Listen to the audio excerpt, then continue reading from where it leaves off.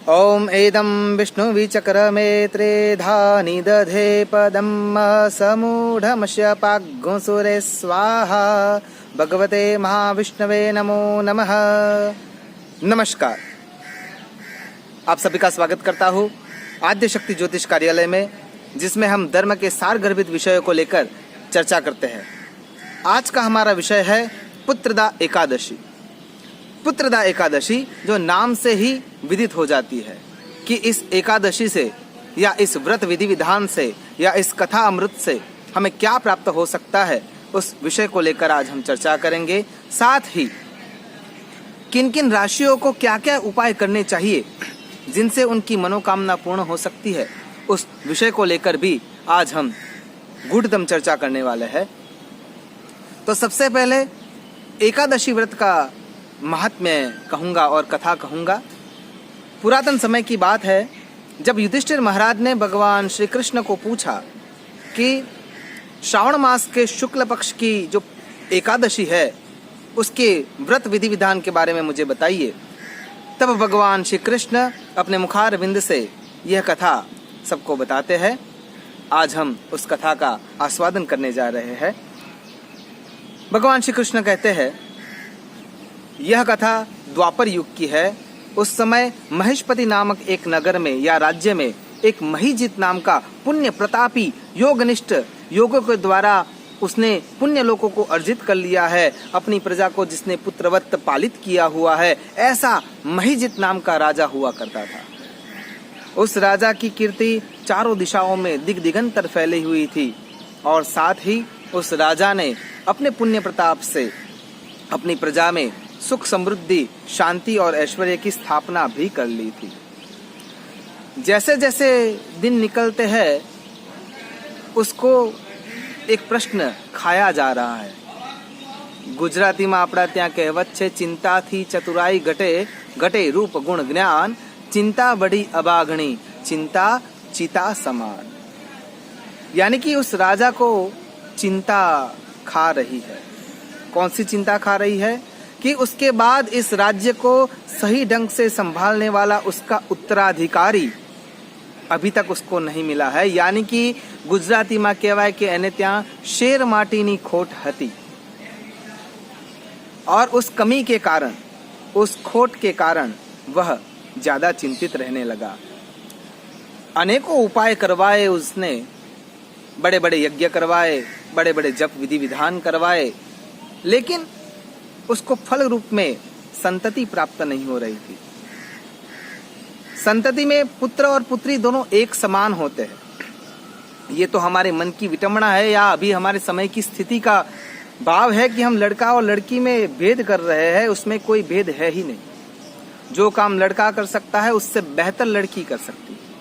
इसलिए इस भेद को सबसे पहले छोड़ देना चाहिए। इसलिए राजा ने उत्तम संतति प्राप्ति के लिए यह अनुष्ठान करना सोचा था। बहुत ज्यादा अनुष्ठान करने के बावजूद उसको उसका लाभ नहीं मिल रहा था। वह धीरे धीरे वयोवृद्ध हो रहा था, इसलिए उसकी चिंता बहुत ज्यादा बढ़ रही थी। राजा ने एक बार अपने मंत्रीगणों के सामने, विद्वान पंडितों के सामने और अपनी प्रजाजनों के सामने एक सभा में खड़े होकर यह विचार सबके सामने रख दिया। राजा इतना चिंतित था कि उसके स्वर में बहुत ही ज्यादा द्रवितता दिखने को मिलती है, और उस द्रवितता के स्वरों को प्रजा जान जाती, क्योंकि यथा राजा तथा प्रजा, जैसा राजा होता है वैसे ही प्रजा का विचार होता है। यानी सारी प्रजा अपने राजा के कर्मों से बहुत ही ज्यादा खुश थे, और इसीलिए वो राजा के हर एक शब्द को ब्रह्म वाक्य समझकर अंधे रूप से फॉलो करना शुरू कर देती थी। राजा ने अपने प्रजा से कहा कि ना ही मैंने कभी किसी अन्य राजा के वहां से बेवजह युद्ध करके उसका धन अर्जित कर लिया है, ना ही मैंने कभी किसी अन्य व्यक्ति के धन को अर्जित करने की लालसा रखी है, ना ही मैंने मेरी प्रजा में किसी के लिए भेदभाव रखा है। अगर कोई दंडनीय है, अगर कोई दंड का भागीदारी है, अगर कोई दंड का पात्र है, तो उस पर भी मैंने सबसे पहले तो कृपा ही वृष्टि के रूप में वर्षाई है। ना ही मैं सत्ता लोलुप हूं, ना ही मैं स्त्री लोलुप हूं, ना ही मैंने धर्म के किसी भी विषय को उल्लंघित किया है। तो क्यों मैं इस समय में पुत्र या पुत्री के वियोग में तड़प रहा? इतने यज्ञ अनुष्ठान होने के बावजूद मुझे क्यों संतान प्राप्ति नहीं हो रही? प्रजा, मंत्री, विद्वान पंडित जी, कुलगुरु, सबको यह बात इतनी रास आ गई कि उन्होंने वन का रास्ता पकड़ लिया। जैसे ही वो वन के रास्ते जा रहे हैं कि किसी दिव्य पुरुष की खोज में कि जिसके आशीर्वाद से राजा की इच्छा पूर्ण हो जाए और साथ में कोई दिव्य आत्मा प्रकट हो जाए और हमारे राज्य की धुरा संभाल ले। ऐसे शुभ आशय से प्रजा, राजा, मंत्री सभी निकल जाते हैं, वन के मार्ग पर पहुंचते हैं। कहीं दूर जाने पर एक जंगल पर, जैसे अरण्य प्रदेश में जहां पे वह पहुंचते हैं, वहां पे एक दिव्य पुरुष देखने को मिलते हैं। वो कैसे दिव्य पुरुष थे? जितेंद्रिय, परम बुद्ध, प्रबुद्ध जैसे बैठे हुए थे, अपने आसन पर स्थित थे, जिन्होंने धर्म का ज्ञान प्राप्त किया है और दूसरों को धर्मान्वित किया है। उनके चेहरे की आभा से ही यह स्पष्ट देखने को मिल जाता है कि ये पुण्य परमात्मा के ही अंश है। और वो ऋषि थे लोमस ऋषि।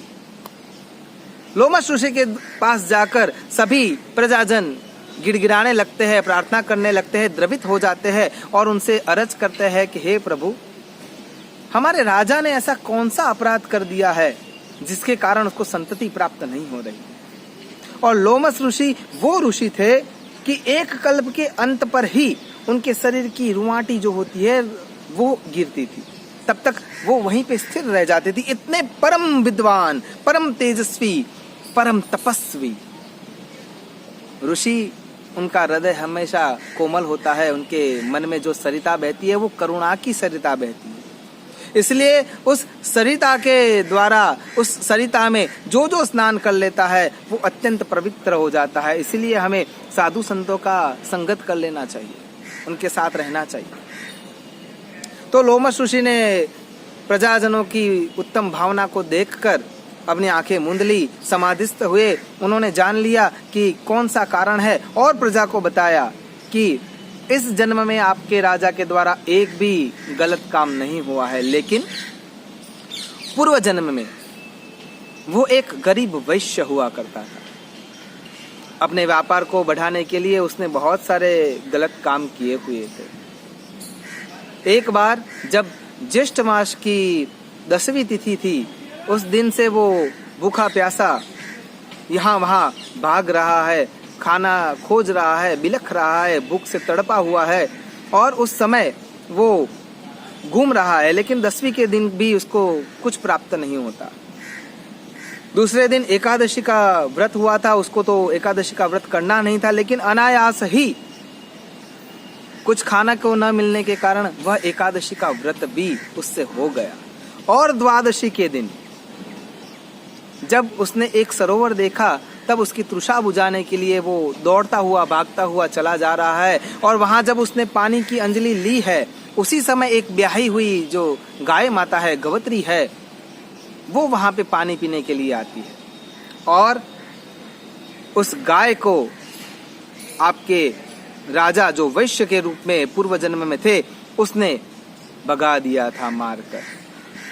उस गाय को भगा देने के कारण उस गाय के भीतर, उस गवत्री के मन में जो दुविधा उत्पन्न हुई, जो प्यास उसको भी लगी हुई थी, उसने श्राप दे दिया। उसके मन में से कुछ भावना बाहर निकल कर आ गई, उसके मन में से कुछ शब्द निकल के आ गए। हमारे तुलसीदास जी तो यहाँ तक कहते हैं, तुलसी हाय गरीब की कबहू न खाली जाए, मुए ढोर के चाम से लोहा भस्म हो जाए। और ગુજરાતીમાં તો આપણે એમ કહેવાય છે કે કોઈની આંતરડી ન કકડાવવી જોઈએ।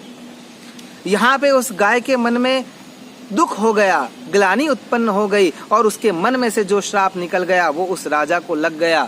लेकिन उसने एकादशी का व्रत किया था, उसके पुण्य प्रभाव से इस जन्म में महीजित नामक राजा वो हो सका है और संपूर्ण भोग विलास प्राप्त कर रहा है। लेकिन एकमात्र उस गाय के दोष के कारण, गवत्री के श्राप के कारण इस जन्म में उसको संतान प्राप्ति नहीं हो रही है। सभी वहां वो करबद्ध ग्रामजन खड़े हुए थे, राज्य के मंत्री खड़े हुए थे, विद्वान पंडित खड़े हुए थे। उन्होंने लोमस ऋषि को प्रणाम करते हुए कहा कि इसका उपाय बताइए। और उपाय के रूप में लोमस ऋषि ने कहा है कि श्रावण मास में जब भगवान शिव की आराधना होती है, उस समय जब शुक्ल पक्ष की एकादशी आती है, उसको पुत्रदा एकादशी कहते हैं, उसका व्रत विधि विधान से सबको करना है।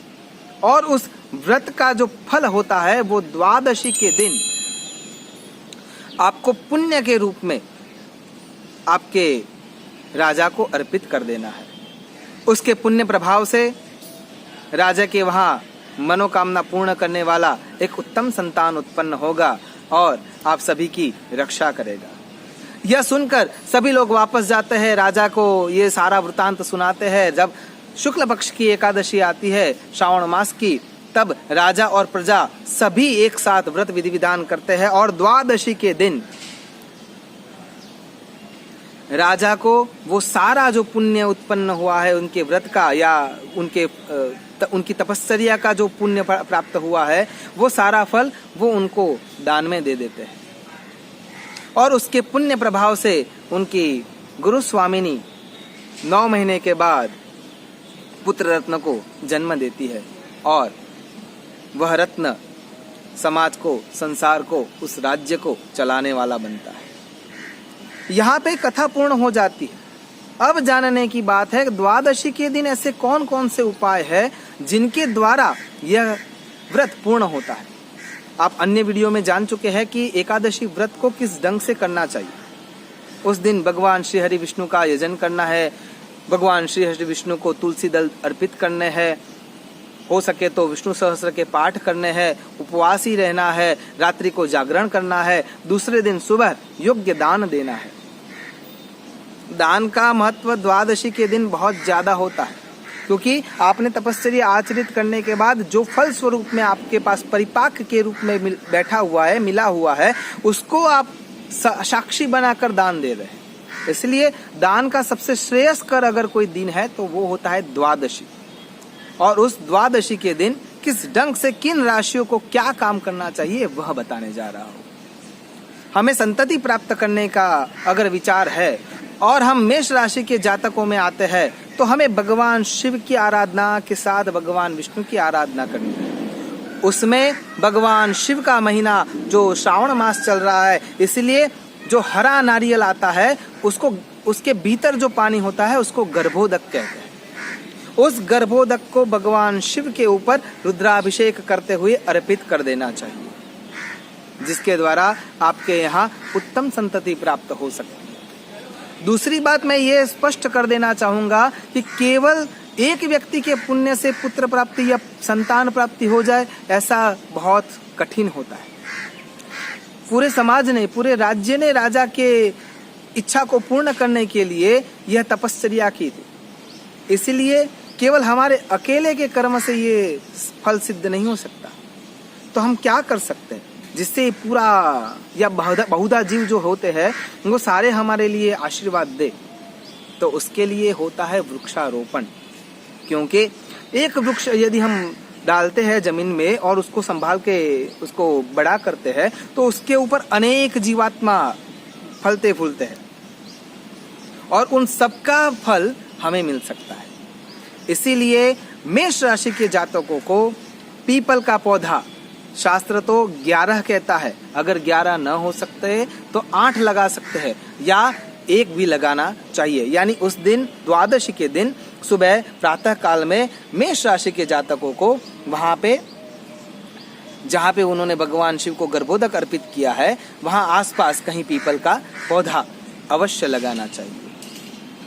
वृषभ राशि के जातकों की अगर हम बात करें तो उनको अगर सिद्धि प्राप्त करनी है, उनको मनवांछित फल प्राप्त करना है, उत्तम संतति प्राप्त करनी है, तो उनको जो बेल का बिल्व फल है उस बिल्व फल में से जो गर्भ निकलता है आप बिल्व दल की जो हमारी वीडियो है उसको देखेंगे तो आपको पता चलेगा कि उसका क्या महत्व है। उस गर्भ को निकालकर उसको चंदन और पानी में मिश्रित करते हुए उसका रगड़ा बनाते हुए भगवान शिव को उत्तम मंत्रों के द्वारा, महिम्न स्तोत्र के द्वारा या रुद्राभिषेक की रुद्री के 5वें अध्याय के द्वारा भगवान शिव को अर्पित कर देना चाहिए। साथ ही वट का जो वृक्ष होता है वो उसी संख्या में लगाने चाहिए और उसको बड़े करने चाहिए। मिथुन राशि के जातकों के लिए अगर हम बात करें तो उनको आकाश के गर्भ में से जो प्राप्त हुआ है उसको भगवान शिव को अर्पित करना चाहिए, जिनमें आर्द्रा, रोहिणी और स्वाति नक्षत्र के जो बादल गिरे हैं या बारिश गिरी हुई है उसका पानी इकट्ठा करके रखना चाहिए और उससे भगवान शिव का अभिषेक करना चाहिए। साथ में सेवन के पौधे को लगाना चाहिए, जिससे उनकी मनोकामना पूर्ण हो सकती है। अब बारी आती है कर्क राशि के जातकों के लिए।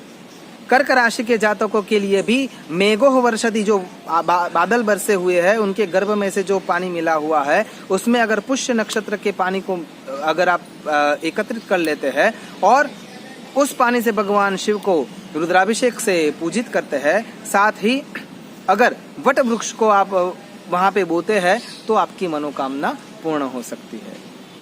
अब बारी आती है सिंह राशि के जातकों की।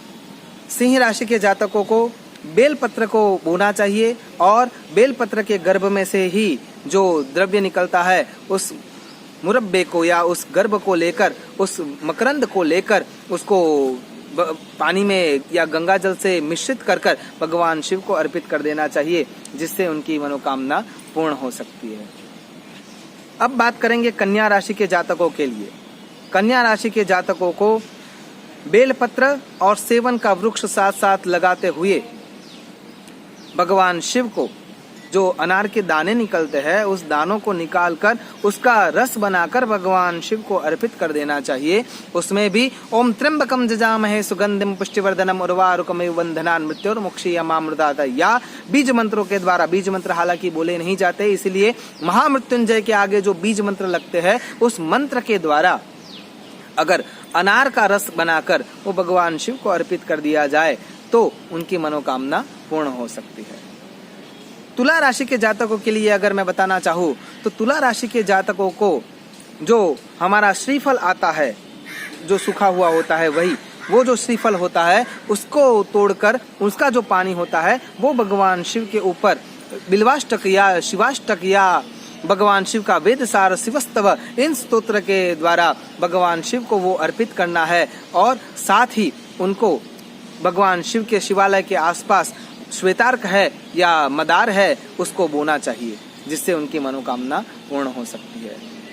वृश्चिक राशि के जातकों के बारे में अगर हम चर्चा करें तो इन जातकों को गंगा जल से ही भगवान शिव को प्रसन्न करना होता है। साथ में भगवान शिव के शिवालय में या जगदम्बा के मंदिर में उनको सेवन के वृक्ष के साथ साथ पीपल का पौधा भी लगाना चाहिए। अगर वो इन वृक्षों का उपयोग करते हैं, वहां पे लगाते हैं और उनको बड़ा करते हैं तो उनकी मनोकामना भी अत्यंत शीघ्रता से पूर्ण हो जाएगी। अब बात आती है धन राशि के जातकों की। धन राशि के जातकों को पीपल के पेड़ को लगाना चाहिए। पीपल के पेड़ को लगाकर या उसकी अवेज में आप बिल्व का पेड़ भी लगा सकते हैं। उस बिल्व के पेड़ को लगाकर भगवान शिव के ऊपर जो सूखा हुआ नारियल जो मिलता है उस नारियल के गर्भोदक को या उसके अर्क को निकालकर भगवान शिव के ऊपर रुद्राभिषेक करते हुए अगर अर्पित किया जाए तो उनके मन की इच्छा पूर्ण हो जाती है। मैं फिर से बताना चाहूँगा कि अगर हमें संतान प्राप्त हो चुकी है या संतान की प्राप्ति हो चुकी है तो हमें क्या ये व्रत नहीं करना चाहिए? ऐसा जरूरी नहीं है। अगर हमें संतान प्राप्त हो चुकी है तो उसके विचारों को बदलने के लिए, उनकी आयु को सिद्ध करने के लिए, उनकी आयु को निरोगी बनाने के लिए भी ये सारे प्रयोग करने बहुत ही आवश्यक हो जाते हैं। अब हम आगे की राशि के ओर जा रहे हैं। मकर राशि के जातकों की अगर बात की जाए तो मकर राशि के जातकों को भगवान शिव के शिवालय में, हो सके तो भगवान विष्णु के मंदिर में, हो सके तो जगदम्बा के मंदिर में भी, इन तीनों जगहों पर आम के पत्ते को लगाना चाहिए। साथ ही उनको आकाश में से जो वृष्टि हुई है, और अगर आर्द्रा नक्षत्र का पानी आपको मिल जाता है या मघा नक्षत्र का पानी अगर आपको मिला हुआ है, तो उस पानी के द्वारा भगवान शिव का रुद्राभिषेक करना चाहिए, जिसके द्वारा आपकी मनोकामना पूर्ण हो सकती है। कुंभ राशि के जातकों की अगर हम बात करते हैं, तो कुंभ राशि के जातकों को दर्भोदक यानी कि जो दर्भ आता है या जो हमारी दुर्वा आती है, उस दुर्वा को रात को भिगो देना है पानी में, शुद्ध जल में, और उसमें गंगा जल डाल देना है। उस गंगा जल से मिश्रित जो दुर्वा का पानी है, उस दुर्वा के पानी को भगवान शिव के ऊपर अभिषेक के रूप में भगवान शिव को अर्पित कर देना है। साथ ही आपको आम का भी पेड़ लगाना है और बहुत सारी जगहों पर दुर्वा यानी धरों को भी पैदा करना है। यानी कि सुबह आप अनाज के दाने डालेंगे तो कुछ ही समय में वहां पे हरी भरी घास निकल आएगी और उससे आपकी मनोकामना पूर्ण हो सकती है। मीन राशि के जातकों की अगर हम चर्चा करें, तो उनको आसोपालव का जो वृक्ष होता है उसको भगवान शिव के शिवालय में लगाना चाहिए, या अन्य किसी जगह जहाँ पे ऐसे लगता है कि यहाँ पे पौधा होना चाहिए और आप वहाँ पे बड़ा कर सकते हैं, ऐसी जगह को पसंद करते हुए वहाँ पे आसोपालव का वृक्ष अवश्य लगाना चाहिए। साथ ही भगवान शिव की आराधना में आपको गर्भोदक के रूप में किसी भी समय की बारिश का पानी मिल सकता है, या समुद्र या संगम क्षेत्र का अगर आपको पानी मिलता है, जल मिल जाता है, तो उससे भगवान शिव को अर्पित करने से आपकी मनोकामना पूर्ण हो जाती है। मैं बार बार बताना चाहूँगा कि अगर इनमें से कोई द्रव्य नहीं मिलता है, तो उसके अवेज में, उसके बदले में आपको तुलसी का पौधा अगर आप पैदा करते हैं, उसको बड़ा करते हैं, तो भी वह उपयुक्त ही होगा। आसोपालव का पौधा अगर आपको मिलता है, श्रीपर्णी का पौधा अगर आपको मिलता है, पीपल का पौधा अवश्य लगाना चाहिए। उसमें मैं बांध छोड़ करना नहीं चाहूँगा। और मैं ये बार बार बताना चाहूँगा या दोहराना चाहूँगा कि अगर हमको संतान प्राप्त हो चुकी है, तो उनकी आयु के लिए, उनके विकास के लिए भी ये व्रत विधि विधान करना बहुत ही आवश्यक है। यहाँ पे मैं फिर से ये बात स्पष्ट करना चाहूँगा कि इसमें कोई भी बात जो है वो अंधश्रद्धा को फैलाने वाली है ही नहीं। ये धर्मशास्त्र के बताए हुए नियमों के आधार पर ही चर्चा हो रही है। इसलिए द्वादशी के दिन आप इस प्रकार के उपाय करते हैं तो आपको अवश्य लाभ मिलता है। पुत्र पौत्रादि अविच्छिन्न संतति मिलती है, वाजपेयी यज्ञ का पुण्य फल प्राप्त होता है, और भगवान शिव और विष्णु हरि और हर जो एक है, उनका आशीर्वाद प्राप्त होता है। आशा करता हूँ भगवान शिव, विष्णु और माँ जगदम्बा इन त्रिवेणी के द्वारा हमारी मनोकामना इस पुत्रदा एकादशी को पूर्ण हो जाए और हम सभी के परिवार में सुख समृद्धि और संपदा आए। उसी विश्वास के साथ भगवान शिव के चरणों में नतमस्तक होते हुए आप सभी को अस्तु सदा शिवोहम, नमो नमः।